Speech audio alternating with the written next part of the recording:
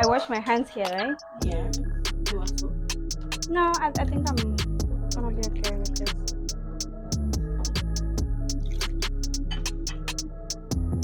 Yeah. And then I'm being told that you had to put a lot of meat in mine because I'm East Africa.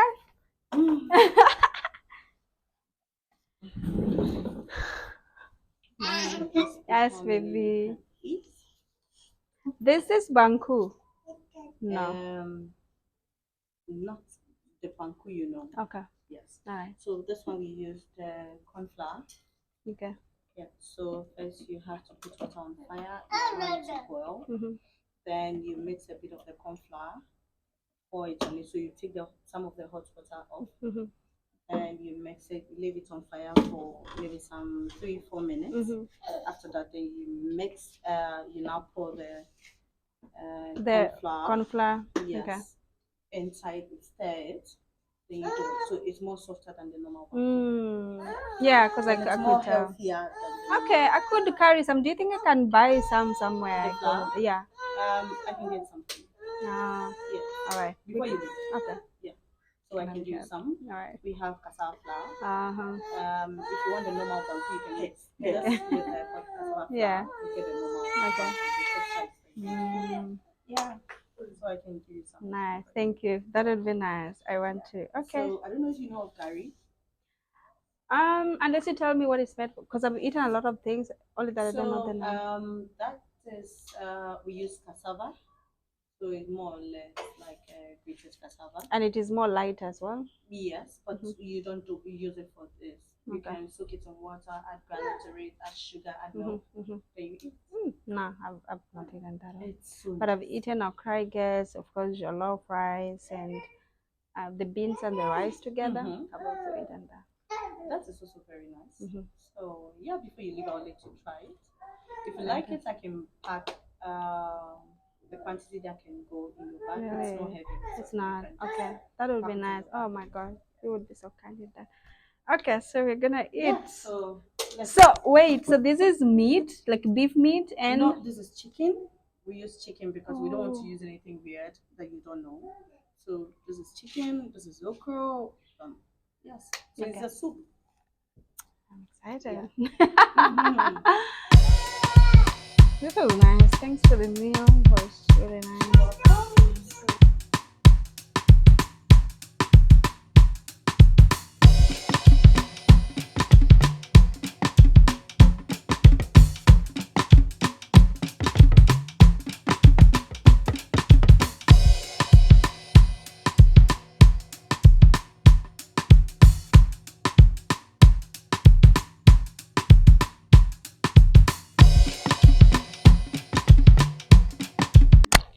Okay, so hi everybody, welcome back to Eyepiece, and I'm sure that you love where I'm at already. We have babies talking on the background, we have drinks here, and we're really enjoying the evening in the other side of Accra that you will be told. I'm not sure about the name, but I know it's the Lakeside Estate.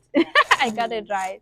Yeah, so today I'm joined by one of the most, I got to know her through a friend, and shout out to Susan from Kenya, who then recommended for me to meet Queen Mother in this particular state. And I know that Ghana has got a very rich culture of, identity, but also other cultural, recognition and identification that they have. And today I'm really honored to even meet this particular woman because she will tell us more about her role as a queen mother, and she's a queen mother in particular in this particular estate. So without any further ado and without a lot of English, I want to welcome you and just to my viewers, I hope you're clapping already. Let's learn together. So maybe you can introduce yourself and tell us everything about you. I know you have so many titles, so tell us all of those titles as well. Oh, okay. So,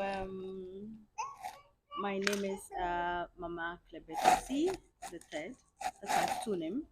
Known in parried life as Belinda Willingham Azuma. Okay. I'm from the central town. That's a part of the Volta region. Okay. And I'm a queen mother in the Mafi traditional area. Yeah. Mafi Sasekpe to be precise. So I'm a divisional queen of the Mafi traditional area and queen mother of Mafi Sasekpe, Yeah. one of the holy villages in the region. Yeah, so I would say I'm a student because I just finished my master's in peace and intelligence management. Nice. Which school? University of Professional Studies. Okay. Awaiting graduation in December. Yeah, so I also work with Transform Network Ghana. I'm a community development practitioner and also coordinator for women and youth empowerment. Right. Yes, so that's basically about me. And I live here at Lakeside Estate, yes, in Accra. Interesting. I hope you guys have understood. Now, that's what I was talking about. She wears so many hats, and I know all of them are important. And the plane is passing, so there's a bit of noise where we are at. I think the airport is very close as well. It's not For Kotoka International Airport. So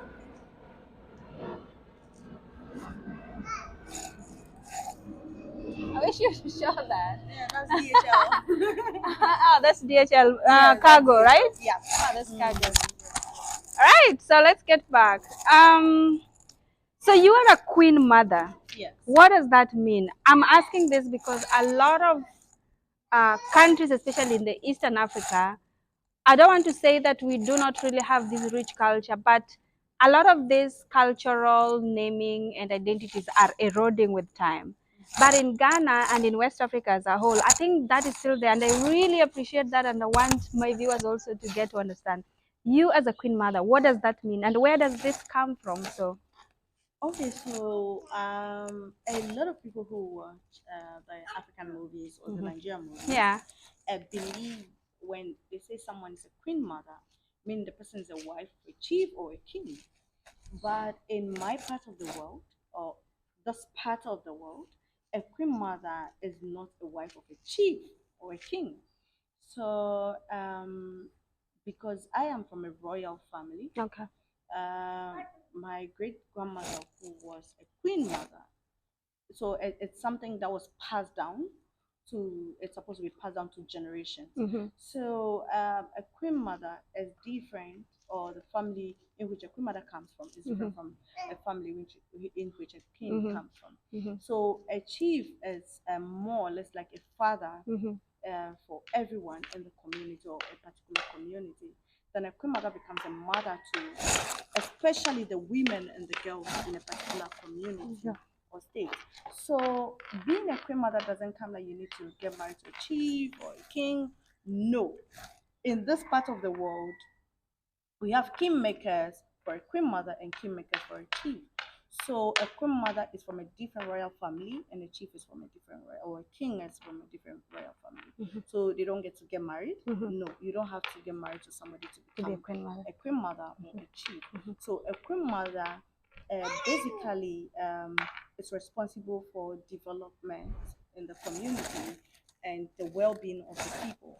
So it's more or less like having a president and a vice president, where the vice president reports to the president whatever is going on in the country or things the people need. So you become like a middleman between the people and the president. Yes. So basically, that's who a queen mother. Interesting. I hope you all understand now. When I call her a queen mother, I hope you get to understand that. And I think it's like what you're saying. For me, coming in my mind when I was coming to meet you, I knew that queen mother, I'm gonna find like its kingdom and this queen and all of these bureaucratical things. But I was surprised to meet you very simple. And thanks for sharing that. I know that you've given us a glimpse of what that looks like, but then You said that you come from a royal family. Can you tell us a bit more about that? Okay, so yes, being a queen mother or chief, before you meet a queen mother or chief, there are certain protocols you need to follow. But because we are in the city and things are changing, if you were to be in my community where my kingdom is, you may have to pass through a certain protocols before you meet me. And it's a whole, I would say, what we see in movies. It's a whole kingdom on its own, where you see guards, you see servants, yes. But we are in the city, and you'll also have to be having this thing. So this is where we work, this is where we school, so we don't have to move our kingdom to the city. Yeah. No. So yes, we have servants in the cities, we have people who run errands for us in the city, but it's not as serious as down there in our communities. So yeah, so back to your question. Who made you the queen mother? So I would say basically family. Family. So because it's a royal family, they know when someone leaves, somebody must come in. So you pass on, then you must someone be takes replaced over. by somebody. Someone has to take from over. the same lineage, though. Yes, from the same lineage. So you are from a royal family. So Yes. this royal family is in another community. No, it's in the same community. In the same community. Yeah. It's called, what's the name of that community? Mafi, the only holy village in the Volta region. The only holy village in the Volta region. Yes. So holy to mean? Okay, so we are people with good intentions. We love people, and we help people. We are serviceable. Yes, so basically we are good people. Got it. With good conscience, good behavior, good yes. intentions. We love people. Okay. All right. I hope by now you're following and you understanding this background of this particular culture, and I'm glad to also learn that this community, the Mafi. Mafi sa sekbe. Yes. Yeah, Mafi, right? Mafi sa sekbe. Mafi sa sekbe. Yes. The only holy community in the Volta region. Yes. Got you. So what do you do as a queen mother? Because for me, and from the Nigerian and Ghanaian movies that we watch, there's a lot of things that I think is shown in the media that probably is different from what is actually happening on the ground. So tell us, what does a queen mother do? And I know you already said something small about that. Yes, so as a queen mother, you have a chief. So the queen mother is more or less like somebody who comes after the chief. So what we do as queen mothers, is we look for developmental projects. We make sure our communities develop, the well-being of the people, and we promote peace and security in our communities. We encourage young women and the youth, especially, to take up leadership positions. We organize programs that will bring progress to the youth, especially, and the women in the community. So that's what a queen mother is. Okay. So when it comes to development in the community, queen mother must come first. So you are the one who is in charge of development in the communities and probably the well-being of the people. So it's just like the home where your mom is always around. So whenever the dad comes back home, they are like, oh, this child is not feeling well. Mother has to be in the know. Yeah, so you have to report to the chief. Yeah. So basically that's what it means. Absolutely. I like that. And I'm glad that you're mentioning about the role also being that this is somebody who knows a lot about the community that she oversees. They're all women, right? Queen mothers. Yes, queen mothers are Queen women. mothers are all women. Yes. How many are they again? Okay, so in my community, I'm the only queen mother, but I have 12. Are you talking about the Mafi? So Mafi Sasikpe community, I am the only queen mother. Okay. But I have 12 different queen mothers under me from different communities. Like villages, small villages. Yes. So reporting to you. Yes. So it's just like you have your bigger uncle. Yes. You have your smaller uncle, your dad. Yes. So Got you it. have your grandfather, your grandfather's brother, your big brothers, your bigger uncles. So it's kind of like a hierarchy. Yes. So I'm up, there are people under me, they report to me. You must be a very important person. I'm so honored to meet you now. Yeah, just going with that same line of thought. So, I mean, it's amazing to also just understand how this particular structure works in this particular region of Africa. And you're saying that it's not only in the city area. This is what is replicated in all the regions in Ghana. Yeah. And is there a time like in the year where all the queen mothers of Ghana come together to do celebrate and appreciate one another? Does that often quite? No. So we have like I said, there's a hierarchy. So we have the paramount queen mothers, we have the divisional queen mothers, then we have the sub-divisional queen mothers, then we have the community heads, have the family heads, and all that. So we have the paramount queen mothers who meet once in a while to have a meeting, then probably go back to their various traditional areas, then have a meeting with their divisional queen mothers, tell them whatever was discussed at the meeting. Then the the divisional also go back to have a meeting with their subdivisional. Then the subdivisional now carries it back to the families and the family heads and the community heads and all. Yeah. So I have, since I've been a queen mother for 6 years, I've never experienced 6 years. Yes, 6 years. So how old are you, if you don't mind me asking? Like, how old are you? I will guess. Can I guess? Let me see. Guys, if you're watching this, how old do you think she is? So don't say until the end of the interview. Okay. I mean, until the end of this session, so that we see if they will get it right by just following in this. But my guess is 28 or 30 marks. I don't know about you, but it's not 40 for sure. Like I'm thinking the same as you. So I'm not too. I'm not.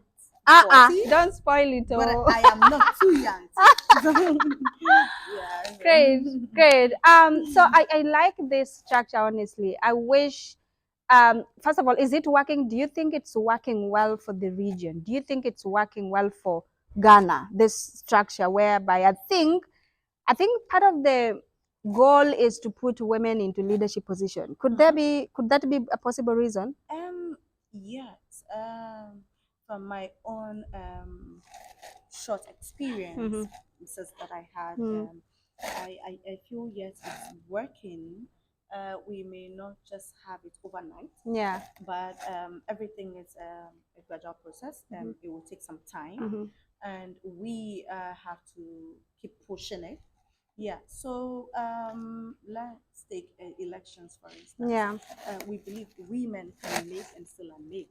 So when it comes to elections, I want to believe most of the political parties want to deal directly with the queen mothers or the chiefs. Yeah. Because we want to believe that women can move things and still unmove things. Absolutely. So if we are always in the home, if your child goes out and brings something to the house, maybe probably a weapon or something, you're the first to see it before the man. Even the way they look, will tell you this one. There's something body wrong. Language and everything. So you'll be like, oh, this is my child wants to do something either outside or it's bringing something in. So you will be the first person to tell before probably your husband or anybody else. Sure. Because we are home and still our ears are outside. Sure. So I want to believe with the support we are getting now from everybody else, from the world, from peace builders, from CSOs, from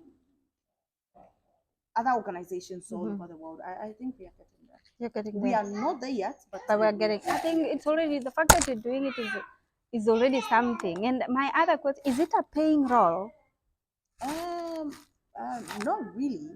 Not really in the sense that with the paramount queen mothers, once in a while the government decides to send something down to them.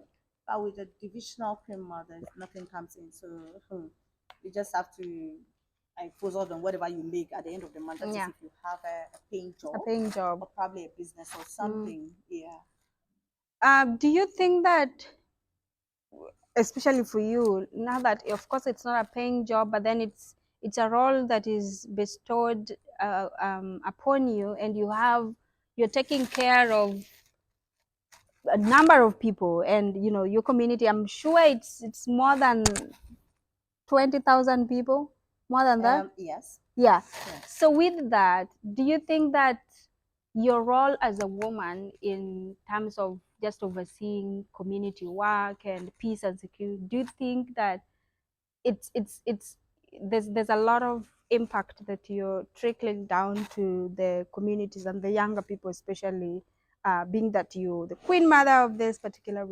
community, and you've been doing a lot for the past 6 years? What are some of the things that you'd share that you've been able to do? Okay, so I would say, with my head proudly raised up, that I have done a lot. I've made a lot of impact in my community, especially when peace and security is concerned, and also women and girls support, and also teenage mothers back to school project. I've really done so much. And one of the things I did was to organize the youth, put them in various committees where we don't want to have only older people. The youth need to be heard. So what we did was that my team and I, we tried to encourage the youth to take up leadership positions. One, to put them in committees that they can also share their ideas and concerns with the older people. We can't just sit back and keep criticizing them without knowing what they want to. also. So we just have to be part of whatever they are doing to be able to also share our ideas and probably our concerns with them. So I have a couple of projects I am embarking on. We have the Teenage Mothers Back to School. 2 years ago, my community was leading in teenage pregnancy. I came up with a project with some other queen mothers, so Queen Mothers Against Teenage Pregnancy, which the whole region, I'm the president of that particular group because I started it. Yeah. So we are able to deal with 3 communities where the number of teenage mothers has dropped. And currently we have the Smiley Youth Project, where we try to organize programs and encourage the youth to take up leadership positions, which is working so well. We have a women empowerment also part of that project, where women are now able to start their own businesses, and we are also trying to encourage them to take, because it's a farming community, mostly it's cassava farming. We make gari, gari out of the cassava. So what we do is we look for markets in the bigger cities, then we bring it down, because people come there to cheat them. So what we do is we package it nicely, which I'm going to give you The reason why behind yes, that. Okay. to have a look We'll at get it there. and also take it back home to try. All right. Then we do the packaging of the curry, we do cassava flour, and we do corn flour as well. So what we are trying to do is to empower the women to do more, to work more harder, so people get to know more about what they sell, what they do in that particular community. Then I also have a project with Transform Network Ghana, ECOWAS, that has to also do with the youth in rural communities. So when it comes to the peace and security, peace building is something I cherish so much, because if there's no peace in a particular community, the community doesn't get to develop or grow. So I try to encourage the youth to spread the news, the peace we've been enjoying for so long in that particular community. So currently we are trying to start preaching peace through arts. So we let the school children draw, then we hang them at vital points in the community. So wherever you see maybe someone hugging each other, people hugging each other on a placard, or on a board, you know we have to be each other's keeper, and we have to love each other. So that is currently what we are working on. We have other projects, the library project we are working on, our clinic project we are working on, the women office and warehouse project we are working on, where we can pack, women can pack their goods, things made by women in that particular warehouse, where other people will come from other parts of the world and the country to come and have a look at what my women does. And also recently we had a training for more than 72 teenage mothers in vocational training. We did Shambhala, we did So also just recognizing that I think Ghana is headed towards elections next year, and I think a lot of African countries have been undergoing elections since last year. Kenya was there, and a lot of other countries. Nigeria was there this year, and Zimbabwe, plus other countries. Next year there's Ghana and other countries. So what is your impression about Ghana going through elections next year? And are there women aspirants for presidency and stuff like that? The world will be happy to hear from you. So far, I don't know of any, but I know of a woman running mate for the National Democratic Congress. Yeah, so I would wish we would experience, as a country, we experience a woman being a president, but we are still praying for that. Yeah. I believe things will work better to have a woman as a president, because if we are able to run a home, we are able to manage a family, we should be able to run a country as well. So I believe some time to come, if not now, we would also in Ghana have a woman as a president. Yeah. So currently we have a woman as a running mate. Yes. All right. Yeah. And I know that, of course, so your president, the constitution stipulates that the presidency, you cannot be in that position for more than 8 years. Yes. So meaning your president is transitioning. Yes. Would you say that he has done enough for the country, or would you say it's nah? As a traditional leader, I always try to be neutral. I always say that whatever someone tries to do or is doing, one person cannot, especially for a group of people, or let's say a country or community. I want to believe that one person cannot do it. So as one person is trying to do it, you all need to come together to help, or probably add a helping hand to be able to make that dream a reality. So I would say that, well, he has done his part. He has done what he can do. Yeah. So it's time for him to go for somebody else to come. Okay. He can't do everything. So somebody must go for somebody else to come and continue or start something new. So yes, he's done his part. Yeah. Do you have any political aspirations? No, please. No, Why? I'm a traditional leader, and I'm not allowed to vie for any so political. I try as much as possible to always be neutral. Okay. Yeah. All right. Interesting. So in the realm of peace, and also how much of your work, you said, is bringing your community together, contributing towards peace and security. What does peace mean to you as a traditional leader? Peace means a lot to me, because without peace, my community would have been in a mess by now. Peace is something we hold so much in high esteem. Peace is who we are now. When you enjoy peace in a particular community or family, you see that things get to work better. People live in harmony. People live in unity, and things work out better. Yeah, so peace is something that is very important to us. It's paramount to us as traditional leaders. Before you can even see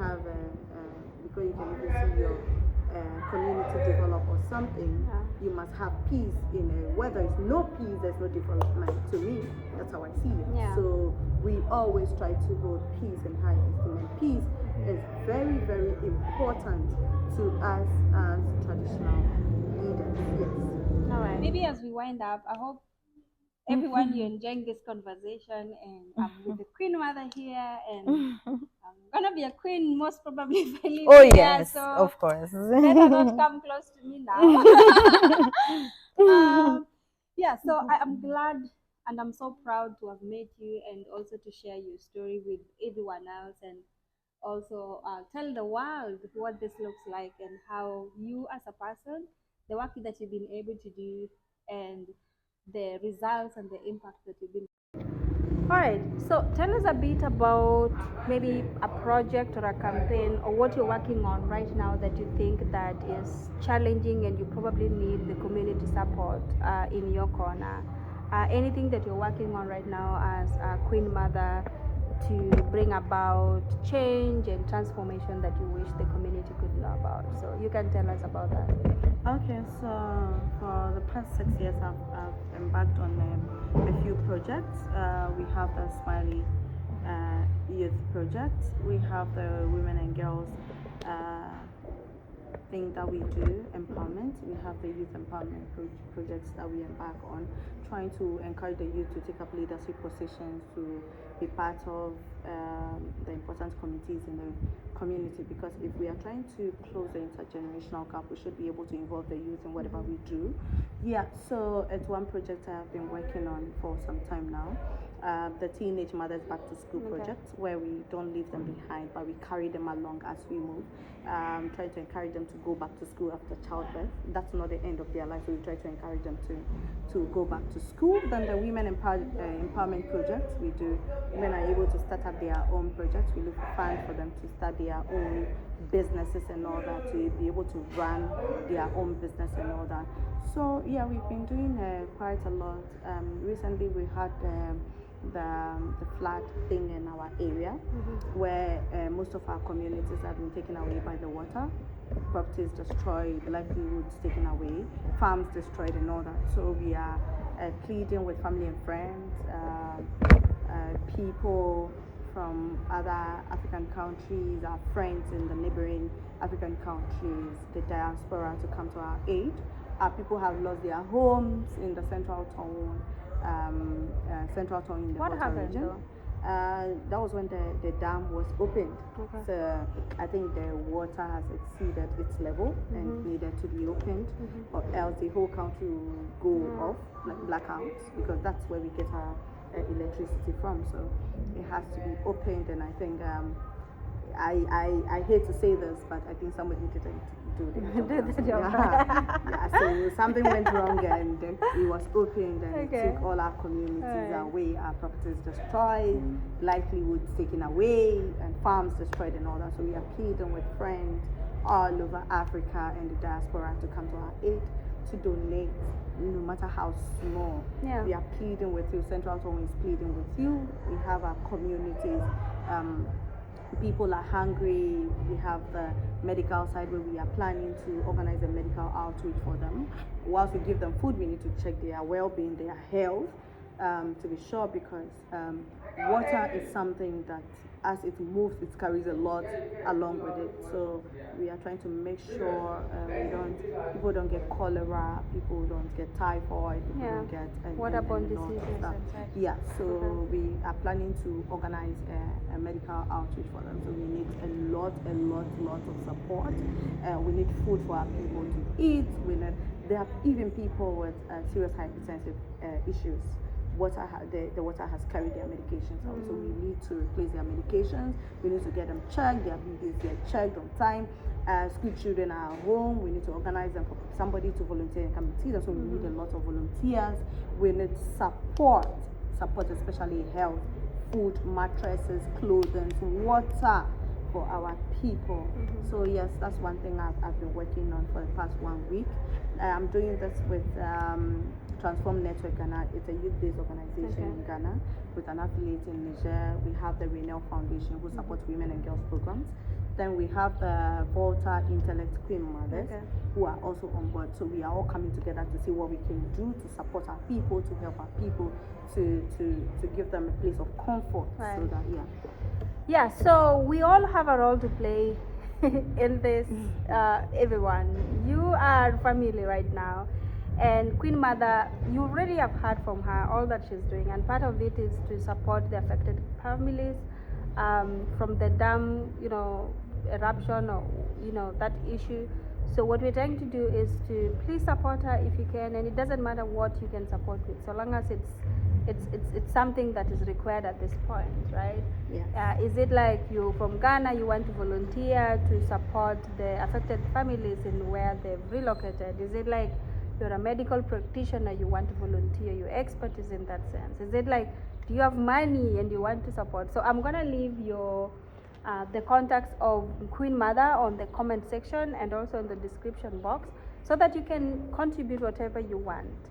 But also, if you want to get in touch with her, there'll be contacts on that sense. So that this goes a long way in supporting. How many people are we talking about here? Yeah, so the last time we checked, when we talk about the whole town, we are talking about 26,000 plus people.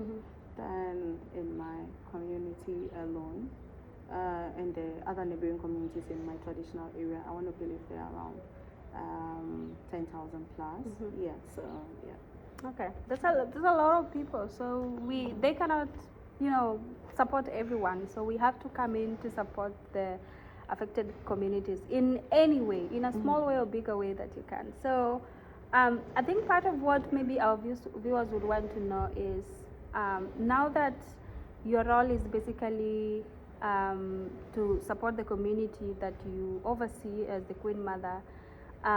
What is that one challenge, other than what you provided right now, but what is one of the challenges that you face as a Queen Mother at a personal level? What is that challenge, or should I say a barrier, whatever that looks like for you, that you face in your work as a Queen Mother?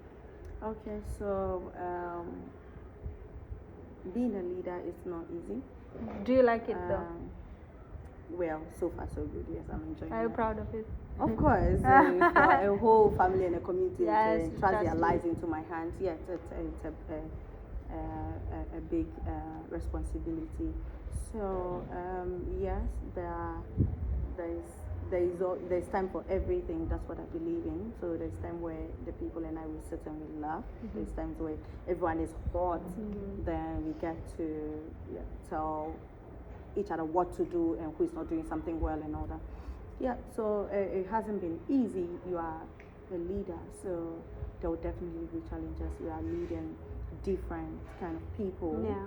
There are children, there are women, there are men. So you deal with each person on different basis. You don't deal with women the same way you deal with men. Yeah. So you don't deal with men the same way you deal with children. So yes, it hasn't been easy. There are times you feel like, let's go this way, and they feel like, no, we want to go the other way. So you must give them reasons why you feel, hey, we must all move towards this direction. Yeah, so it's all bounce down to communication and being understanding. You understand them, they understand you, then you move. Yeah, so it hasn't been easy, but yeah, with the right channels, we are trying. Sure. Any fun moments in your work? Yes, especially when during our festive seasons. Has to do with the Christmas, the New Year, where we organize Christmas parties for children. We give awards to first to third in each class in the community schools. And New Year, we organize program for women where we get to interact with women. We talk about our challenges in the community, things we must do to build our community and all that. Things they feel like, hey, if you bring people, we will be able to do A, B, C, D, just to alleviate the community or probably help the community develop. Yeah, so there are times we also sit and we have our moments, yes. There are times we sit, we think about the community, and a lot comes up, as in issues, things that are preventing us from getting to where we want to see ourselves. But then, hey, we also get to laugh over certain things as well that has to do with the celebration times where we have our own community festivals and all that. So yes, there are fun moments, yes. Great. Yeah. So, again, I always say this, like a lot of people say that peace building work is very boring. They say that peace building is only done by older people who are tired and they're only, working towards peace, and what peace means to them is so different. So I like that one, you've told us what peace means to you, but also you're telling us how the interesting part of it, and you're also telling us that you like doing it, otherwise you don't even know what you do you know what you'd be doing if not this one? Well, yes, of course I have a career. Okay. But I think I love this one, being a traditional leader, because you had to interact with people. Peace building is not only for older people. Yes. It's an interesting, I would say, field, because you get to meet people and you try to tell somebody why he or she should live with somebody else in peace. So what if I don't want to live with somebody in peace? You must give me reasons why I have to live with people in my own house in peace. So yeah, somebody would say it's a boring kind of. I don't see it like that. because I want to believe it takes people who think a lot to go into peace building, because before you tell somebody to live with another person in peace, you must give you reasons why you feel this person should live with somebody in peace. What if the person is troublesome? Like, I don't want it, but you must be able to convince the person to live with somebody else in peace. At a point, I want to believe my fellow peace builders give up. They are like, hey, if you don't want to understand, it's fine, I'm leaving. Yes, but then it's something that we must all live. We must live in peace. It's essential. Yes, because if you think it won't affect you at the long run, it would go all the way to affect you. So you must make sure people live in peace, or we all live in peace. It should be something we live, we talk about, we eat. Yes. Even when we eat, we must preach peace. When we live, we must preach peace. That's true. Whatever we do, we must preach peace. Peace building must be part of our everyday life. Yeah. So yes, that's so true. That's so true. I'm glad that you're sharing all of this, and you're sharing them from wearing so many hats. Part of it is that you're a queen mother, you're also a sister, you work at an organization, you are a master's. You just graduated, you know? Yes, with I'm waiting graduation. Okay. Yes, I studied masters in peace, security, and intelligence management, and community development practitioner. Right. I work at Transform Network Ghana as a coordinator for women and youth empowerment. So remember, you're also supposed to tell our viewers how old you are in that sense. Whoa! Some of them I know. Women don't tell. Okay. Okay. I think I'll leave that to them to Okay, so you judge for yourself, and if you think it's 10, we're gonna take 10 years. Yeah, whatever you think. So. But I'm not too old, and I'm not too young. Yes. Nice. Final question. Anyone who is watching this and would want to come to Ghana to experience the culture in Ghana, and also to, I don't know, anything that they've probably heard about Ghana and they want to confirm for themselves, what would you tell that person who is just watching from whatever part of the world, they've never been to Ghana but they would wish to Ghana? Why would they come to Ghana? One thing I always talk about, and I'll talk about right now, is the way we live. It's part of us. How we relate with people is part of us. That is our culture. So we hold our culture in high esteem. What we eat, how we relate with people. Ghanaians are not people who discriminate. Ghanaians are not people who love to relate with the whites more than the blacks, or the blacks more than the whites. We love everybody. We don't care where you come from in the world, whether you're an African, whether you're an European, whether you are from wherever in the world. We love you. We want to have you in Ghana. We want you to share in our culture. We want you to experience our culture. We want you to live with us the way we experience the way we live. So Ghanaians, we love everyone. People should come down and experience our culture. We have beautiful cultures. We are good people. Yeah. They are good people. I've been here for 7 days now. It's amazing, guys, and it's the welcoming, it's just the kindness, and also how they treat people, and our hospitality is absolutely. And I wish this for every African continent, and we're all one living in one continent, and so there's no way that I could come to Ghana and I should be discriminated against simply because I'm Kenyan. So